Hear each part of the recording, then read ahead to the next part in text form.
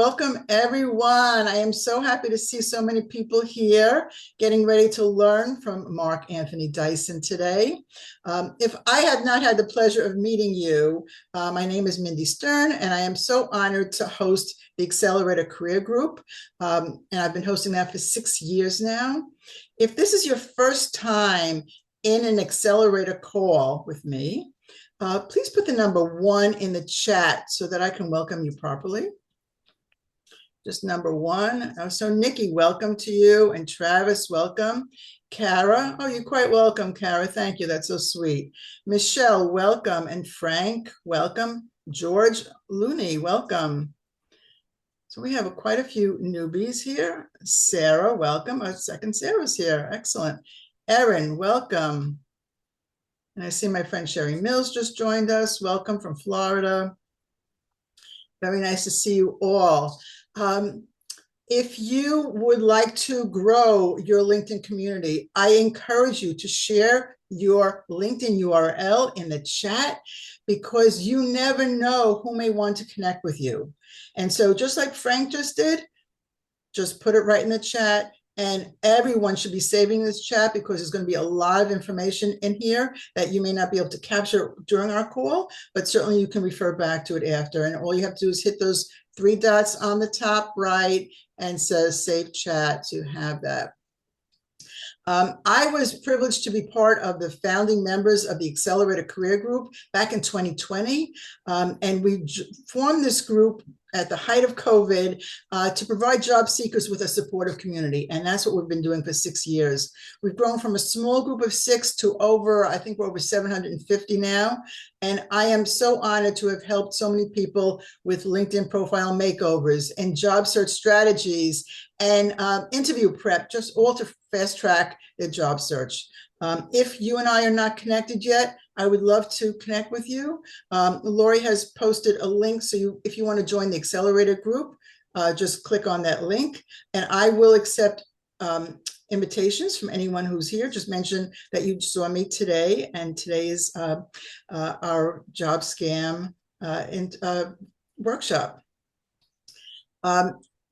Every month I host a wonderful speaker. Next month, I am thrilled to announce that Jeffrey Ullman will be speaking to us on July 14th. His spiel is how to leverage LinkedIn to find a new role. And so whether you're actively job seeking or just managing your career, this session is going to be jam-packed with actionable ideas. I just posted about this yesterday, and I already have 49 registrations, so I assume we're going to be full. We only have 100 seats, so if you want to do that, the link is ready right now. It's in the chat, and you can register for it right now to make sure you reserve your seat. That's July 14th at 11.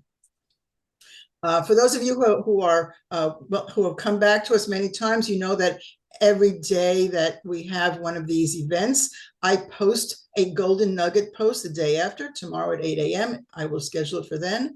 And I take all of your great information, the things that you find really important, I take all that information and put it into the post. I also will post the replay link in there.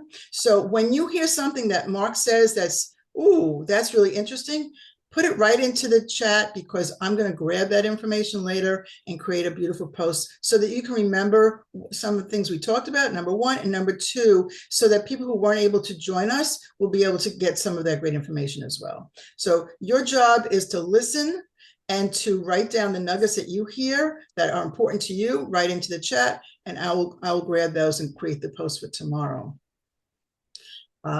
Before we get started, I'd like you to do one thing for me. If you have ever questioned whether a job was real or not, okay, if you have ever questioned whether a job was real or not, I'd like you to put in the chat the word verify. I want to see how many people have actually stumbled across jobs that were a little suspicious.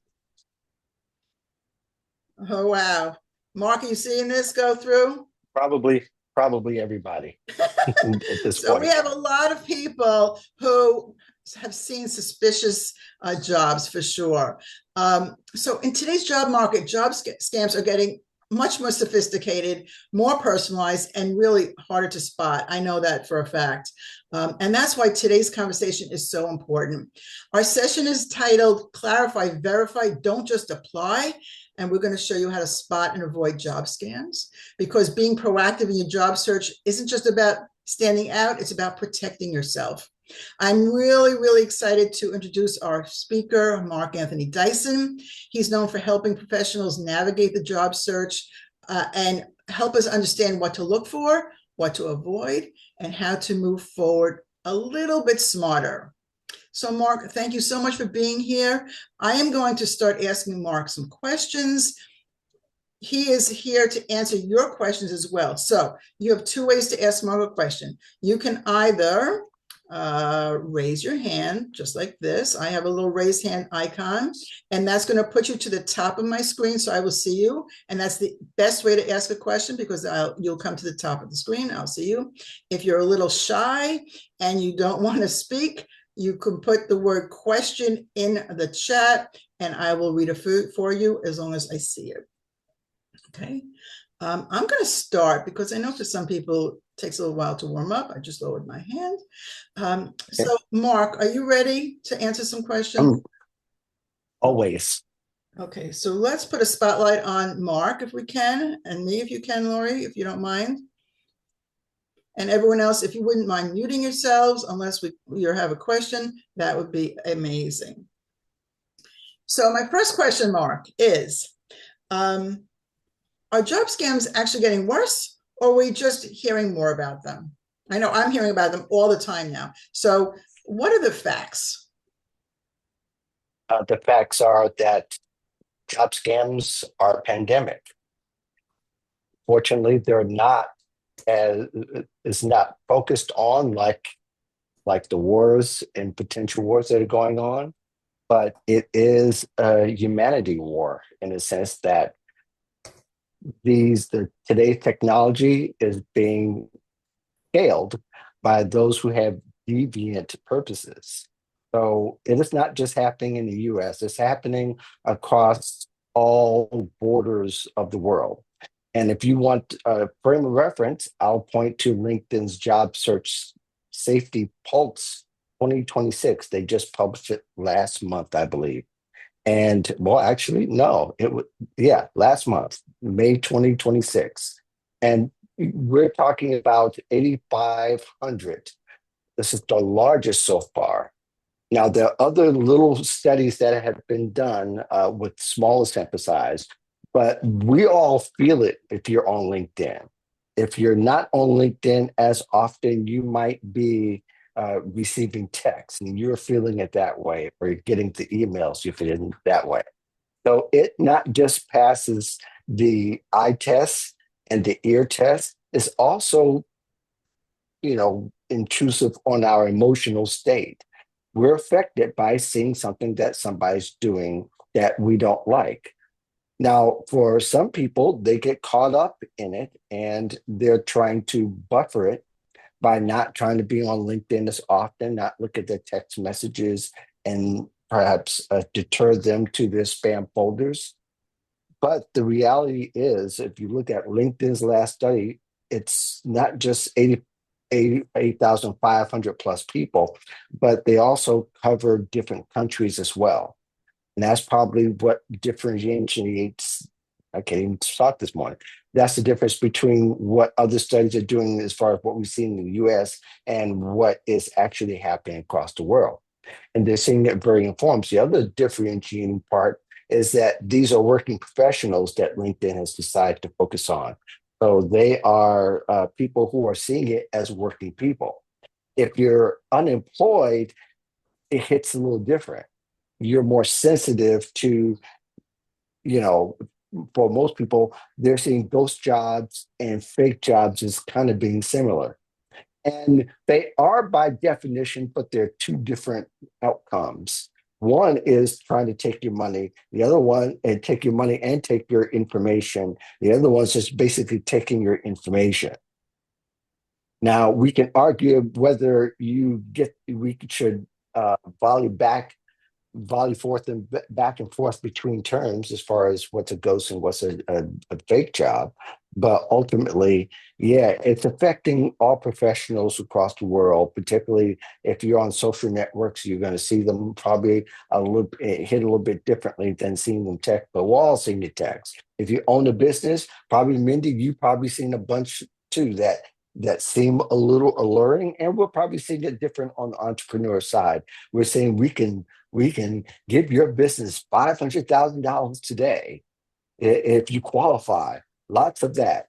But people also seeing that, hey, we got this great job.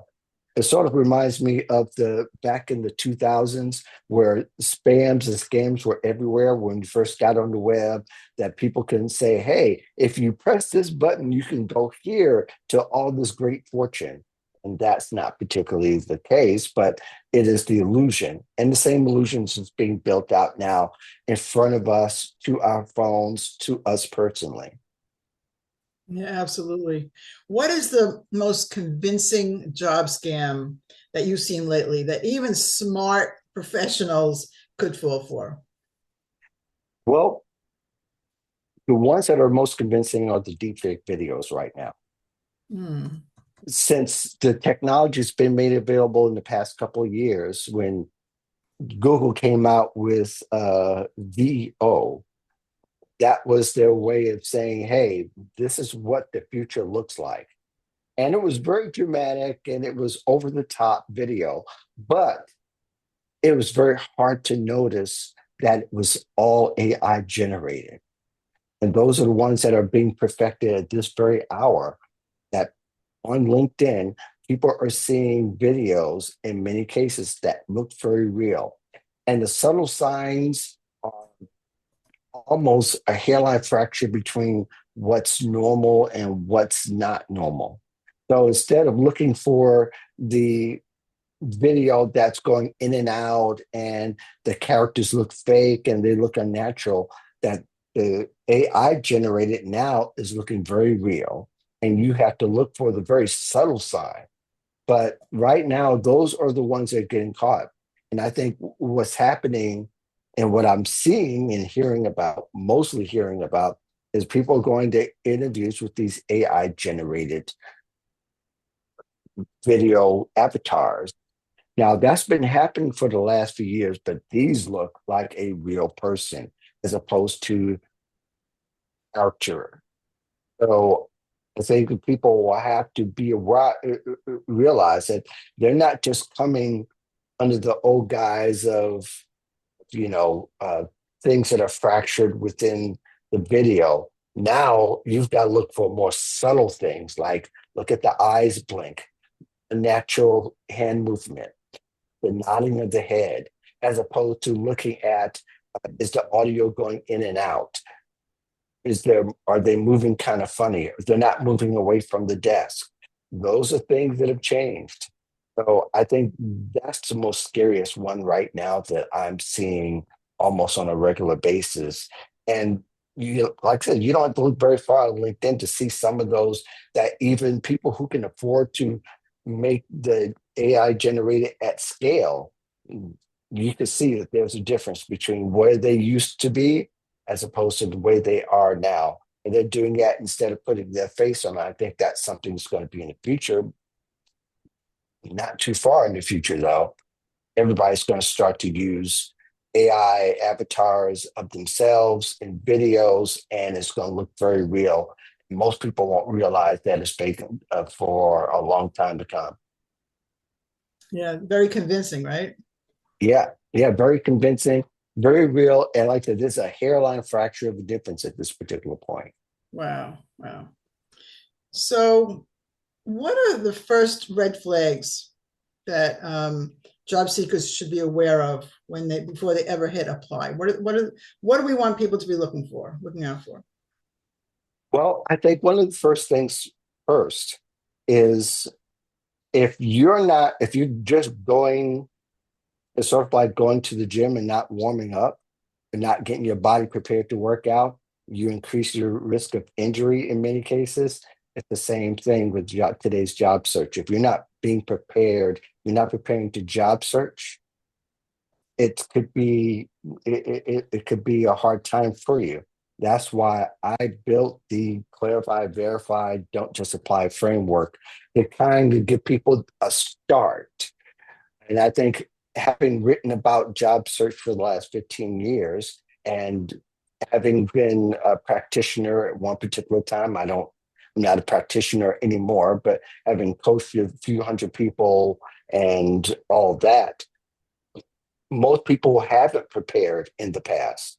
But it's been the thing that we've been preaching about for a long time is that prepare yourself, start to decide what you want to do with your life as far as the clarifying. If I can go a little bit into it, that will also help. Is one thing is do is kind of get a clarification on what you contribute.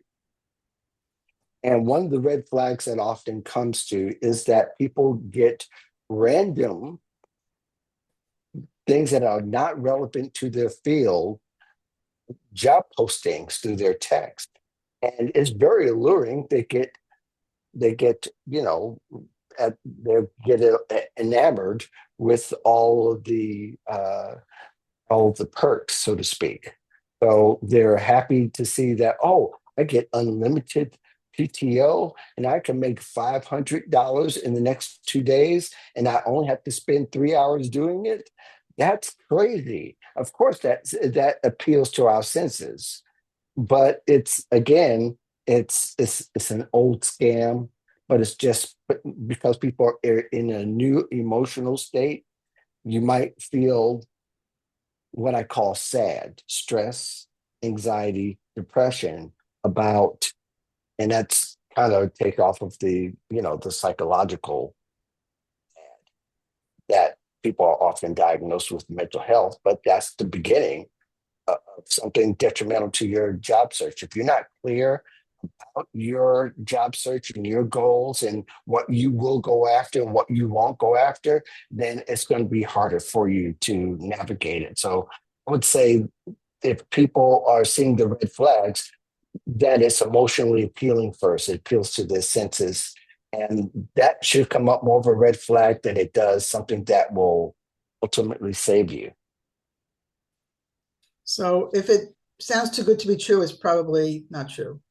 Right. And that's a cliche now. and that yeah, that's the basis of it. But you have to have the bandwidth to note that almost immediately. And we could sit here and list all the red flags. We could sit here and list, you're not going to get a random text, right? For a real job. You're just not going to get one where it's going to give you all that you can eat, PTO and flexible time and great salary and be able to you can write your own check in the so to speak. Those aren't real. 99.9% of those, I would stop looking for. The fact that a recruiter is going to send you something and they're going to have their Gmail on it, it's you shouldn't trust that unless you vetted that very, very carefully. And that recruiter, the ones that I've known, the few that I know that have the Gmail because they have a business and they work out of the Gmail box for whatever reason, the very few that do, they post it. And they've been posting it for a long time. So therefore, they have the trust of their network, and the network can also vouch for them. 99.9% of those fake recruiters that send that, you might as well just delete the text. There are other things as well, like they want to lead you off the platform. There's referring you to somebody else with another Gmail address that even offer to a big company. We know big companies aren't using Gmail address as their URL. So those red flags are true, as well as just how they sound, how people sound, and they sound like they're using flattery as a form of bait. And Mhm. that's the other part that gets people emotionally is that they've been applying jobs so long that when they see something that, wow, somebody really feels me. They're not feeling you. They're sending it to 10,000 other people.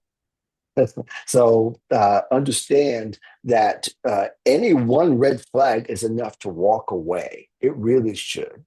You read like my shirt. You should look at those and say, those aren't real.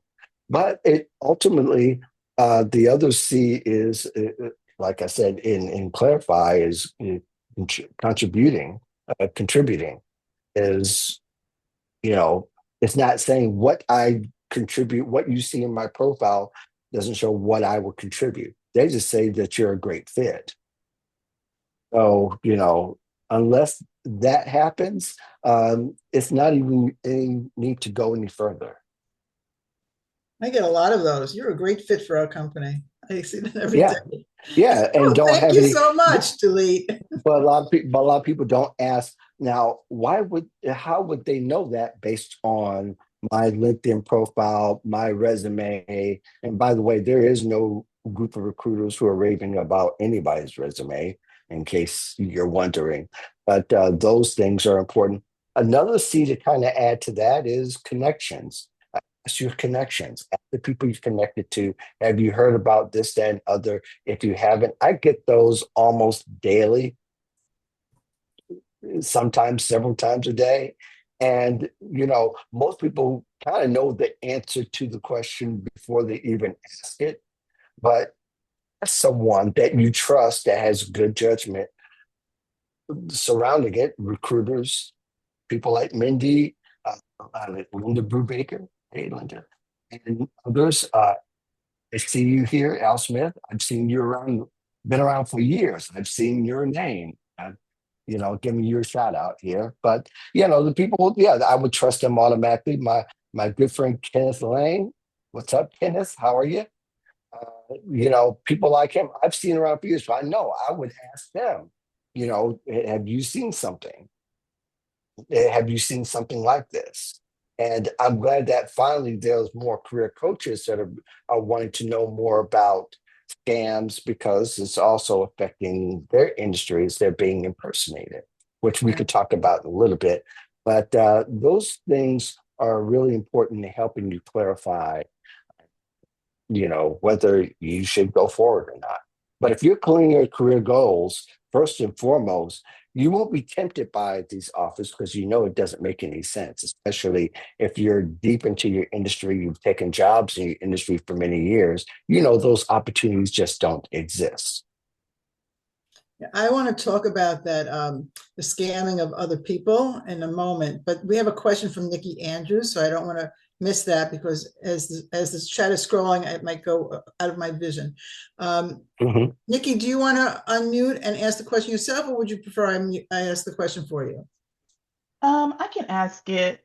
I'm in tech, so I see a lot of recruiting companies that may or may not be real. And I've recently started seeing AI recruiters. So, how do I know an AI recruiter is from a legitimate company or from one of these fake companies that just popped up overnight? Great, great question. Let me simplify it. Once you debunk either or both the recruiter and the company, then disqualify yourself. Even if it might be a real company, but they have scammy behavior, why would you want to work with them anyway?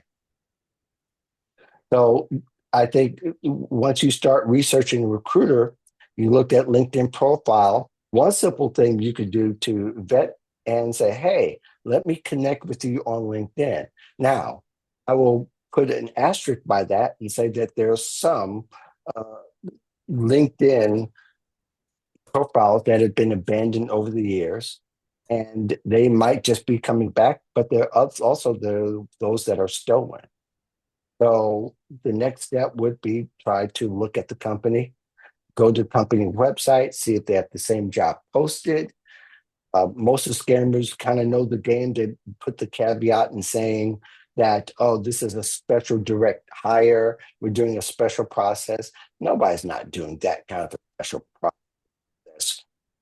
if they're posting it in a way to thousands of other people. Now, you wouldn't know that individually, but again, you want to vet both. And that's kind of the verification part of the clarify verify, is that you need to verify and you want to vet. You've got to do some research. Now, if you're doing research beforehand, as far as what companies you would like to go after, that would be half the battle. Again, you're starting out in the research mode, you're starting out in the clarifying mode of what companies that you would go after, not that the ones that will come after you. Now, I'm not saying don't be open to a recruiter, but again, you verify the recruiter, verify the company, try to verify both. But if one is fake, there's no evidence. As LinkedIn has put it in one of their articles recently, if there's no proof of life showing that this person's a real person, then it's time to go. Abort mission. Does that help? Yes, thank you. Okay, all right. And I go deeper on my Substack on verifying fake recruiters, and throughout the past couple of years, there's about 150 articles that with cast videos, etc. So I go deeper in on it. But yeah, you're looking for signs of a real person, especially if you can look at their comments. Another great quick way to look at the comments. If their comments are showing like the same comments with the same email address being put out there, which means you have to go to their profile, and there's nothing wrong with that, then you see the same pattern, then you know you can abort because they're AI generated. Hmm.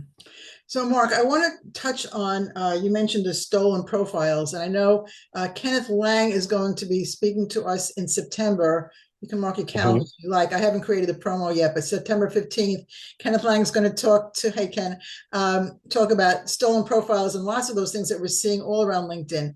Can you speak to that a little bit? I mean, they're taking the names of people who are legit, like Virginia Franco, I know, is someone who was stolen recently, right? And she's a legitimate resume writer who's been doing it for years and years, but her identity was kind of stolen on LinkedIn. Can you speak a little bit about that? I can speak a lot about it. Okay.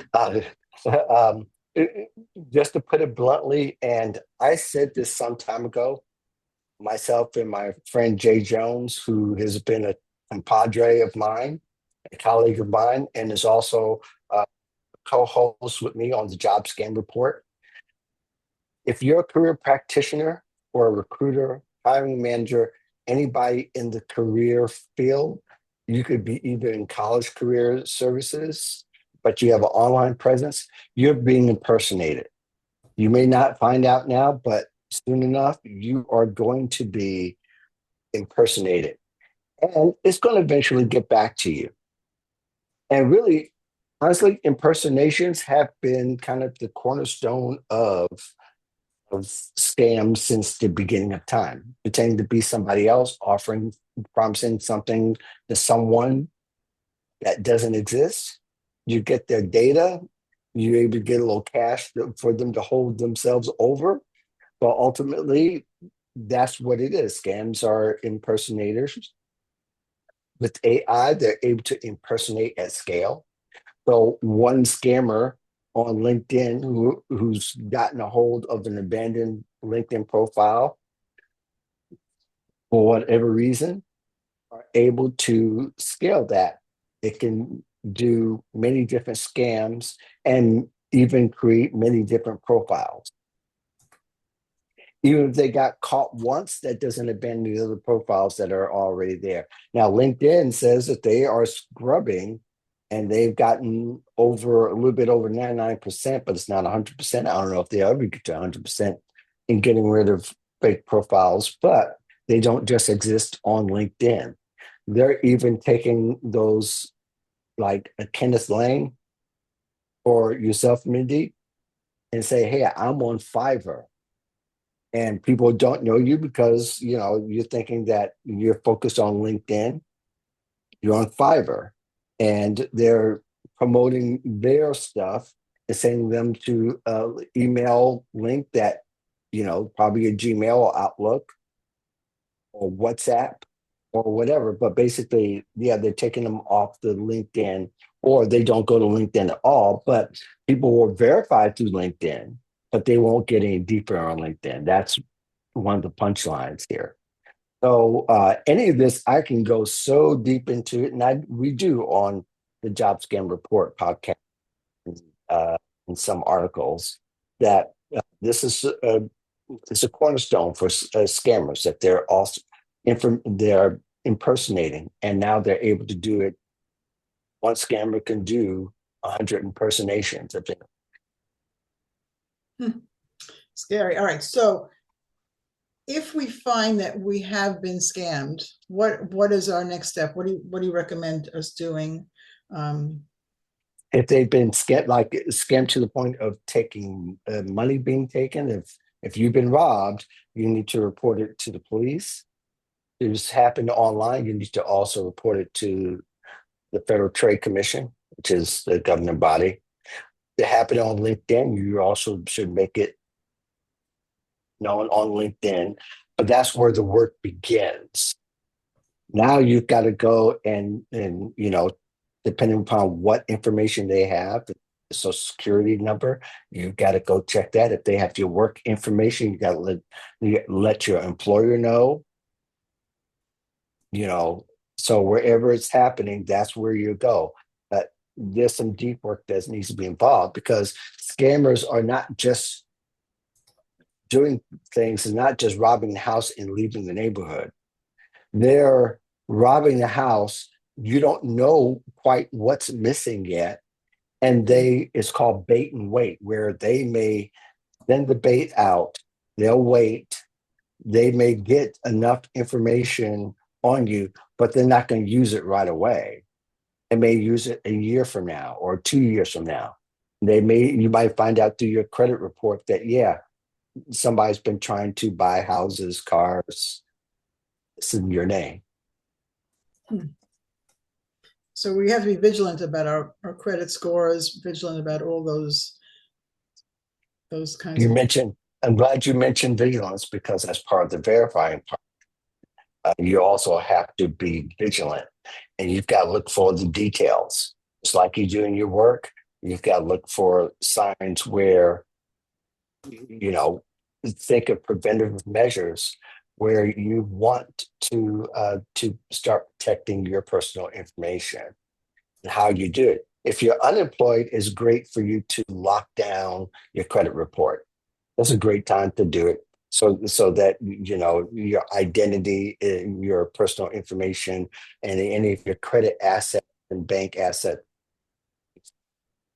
just so somebody's not impersonating you. That would be one of the things you could do. The other thing too is just to make sure that, and we did an episode on this, and make sure that you're to remove any of the metadata that might make your resume vulnerable.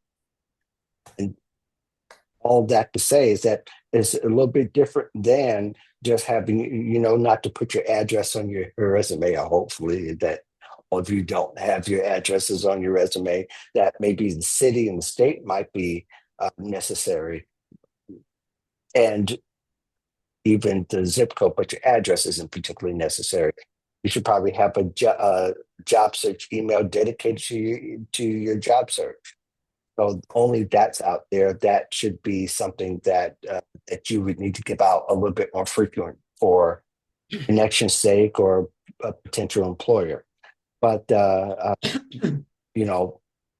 that's how data is also stolen. When data warehouses are being broken into, and a lot where the employers have stored data from resumes they've gotten, they're being broken into, and that's part of the problem too, is that a lot of people put too much information on a resume and exposes them. But I think the vigilant part is kind of listening out and watching what's going around you to make sure that you are, you're protecting yourself.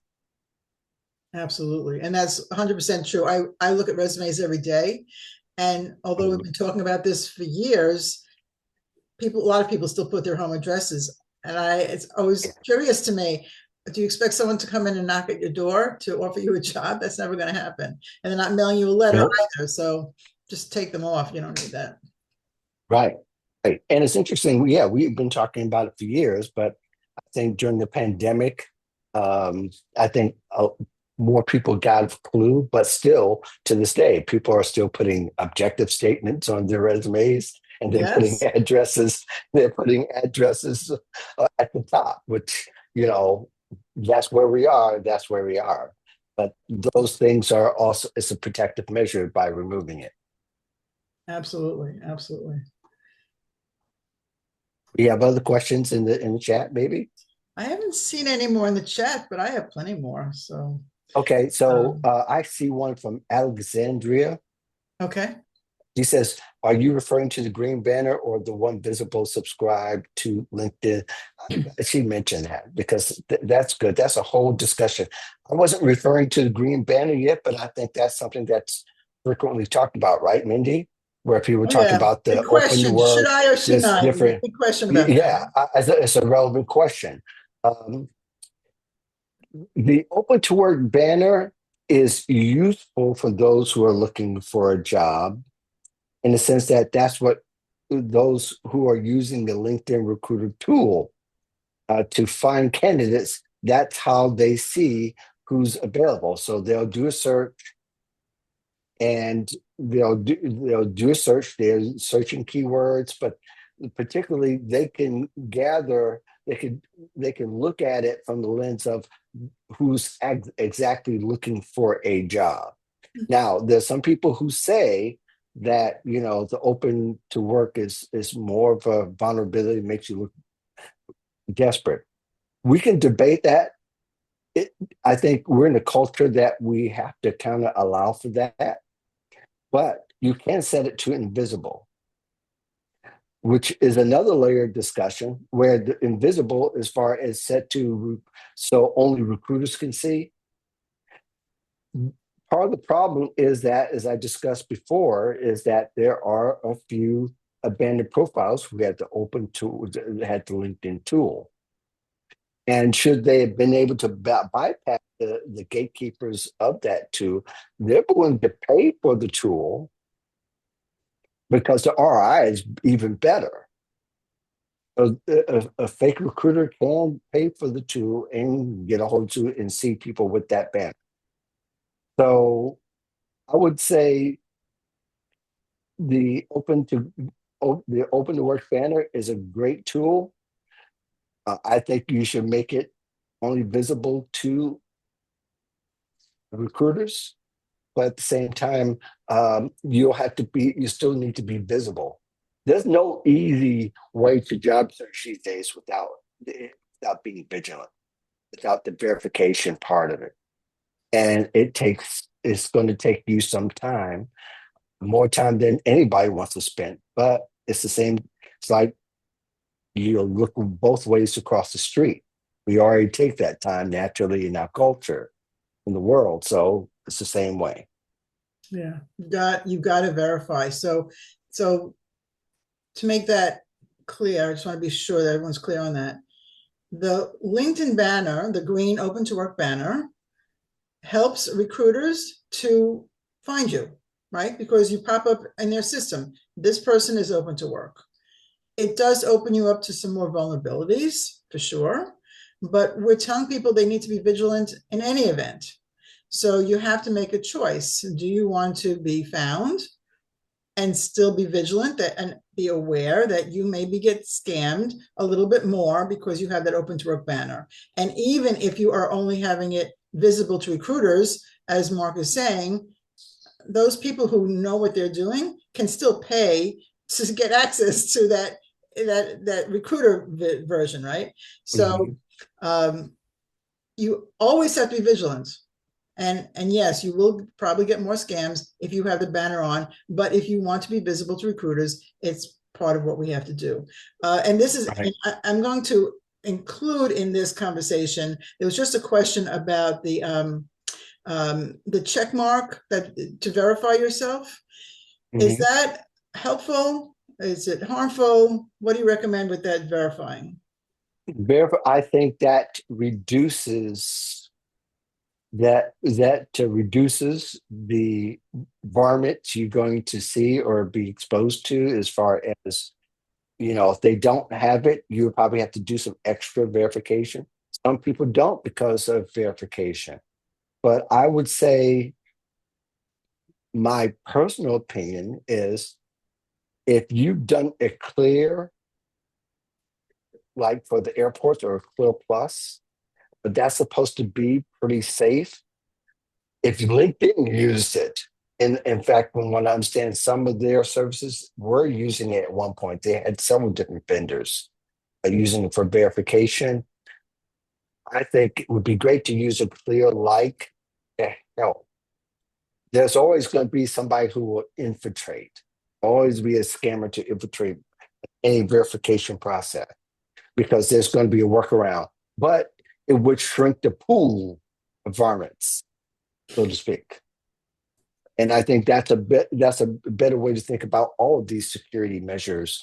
There's not going to be ever a foolproof, because if we're using technology and they're using technology tools, that doesn't mean that somebody's not a varmint who's a technology guru, expert, user, etc. So we can't bypass that. Okay, so I agree that we're just trying to minimize our liability, right, and our risk by I being think I aware. think that's the way people need to look at it. All this is to minimize. All of us. I was listening to a security expert recently, a famous one at that. I won't mention his name because I'm trying to think. It's the guy that the movie was To Catch a Thief. Is Mhm. a security expert. He's a national security expert. He's retired now, but he said at one point 98% of bad actors, uh, well, no, I'm sorry, flip this around.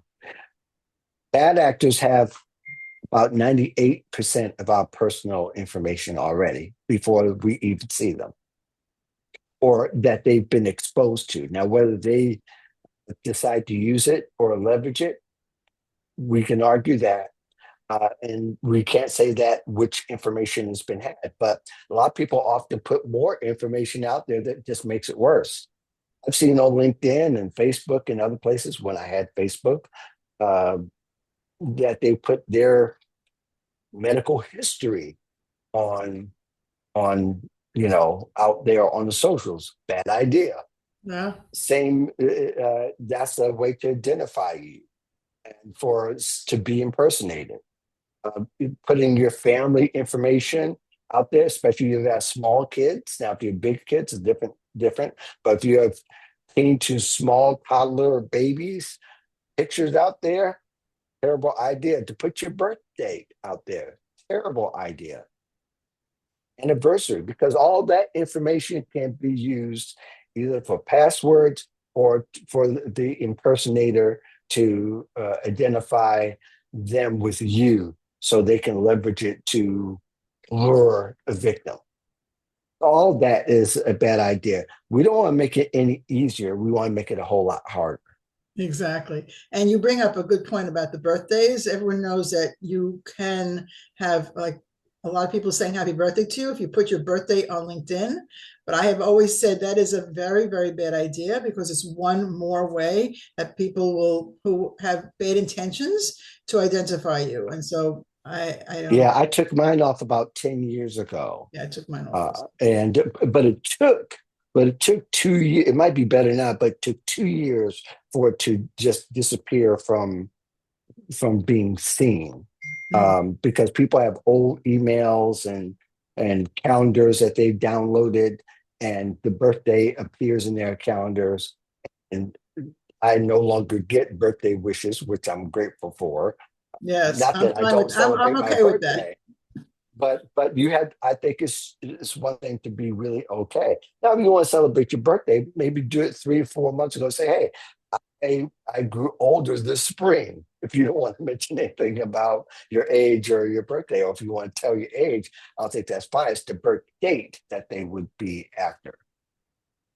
Yeah, absolutely. Absolutely. Mhm. We only have a few minutes left. I want to, Wow, time is really went flowing so here, fast, right? And I only have like 30 other questions to ask you. We're going to right? have to book it again. My question to our audience is if you have one last question you'd like to post or speak to Mark, this is your opportunity. And Mark, do you have something that you would like to share with our group here that you want to leave them with so that they walk away with some actionable, next step that you want them to take? Yeah. Uh, I think the thing that we didn't discuss either is the don't just apply part. I think that's crucial right now, is that you're not blindly, if you approach to 100 jobs, think about it. You approach to 100 jobs in 1 month. It's likely that you didn't vet all of those jobs. You didn't verify. You didn't clarify. So those two parts of it are going to make you very vulnerable if you're not clarifying and verifying. Because then, for the most part, you're just applying. And when I say don't just apply, that means without doing the first two steps. So if you apply to 100 jobs, just think about even if it's just 5% of those jobs were fake, they have your personal information. Just think about what I talked about earlier about that one person who has a laptop with possibly 40,000 different names in their database that they can use to scam. And they can work both ways. They could set a scam that will set off 40,000 people, or they can set off 40,000 different pieces to scam one person. So to look at it from that viewpoint, it could be quite scary these days if you're just applying to a bunch of jobs, even if it's just 5% of those jobs, of jobs that were fake, that's five people who have personal information on you that makes you more vulnerable. We want to decrease the amount of vulnerability that we have right now. Yeah. And that's part of the clarify, verify, and you could add your own. I'll probably have something that's coming up here soon. There's a couple other presentations I'm doing this summer that will extend that specifically. But all in all, to say is that do those part. If you follow that particular uh, framework, and you can add to what it will mean to you. But ultimately, you want to clarify your personal goals. You want to verify each and every opportunity to make sure that you're applying to a real company, a real recruiter, that they have a real process, that they have a way that you can call and verify with the company. Maybe there are network connections that could help you do that. My microphone.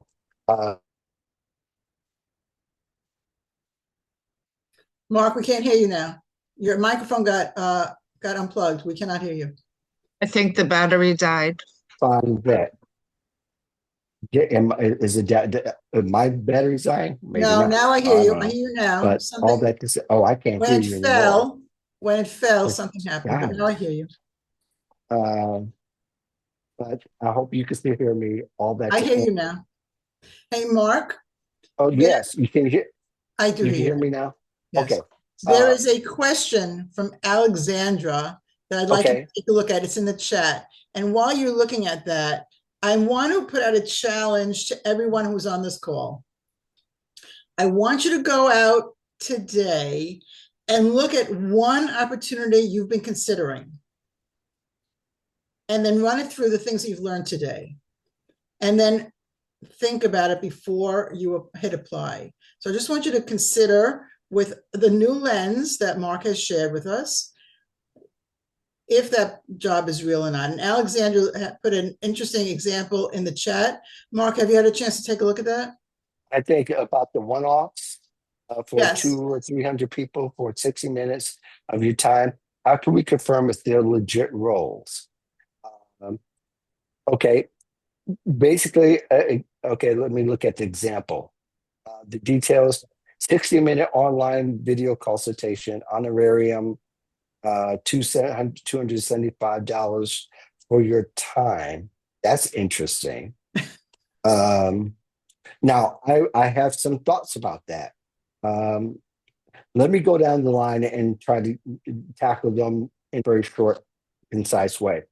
60-minute online video consultation, you find out what that consultation is. Is that supposed to be an interview? Is that supposed to be something that you're going to help them with?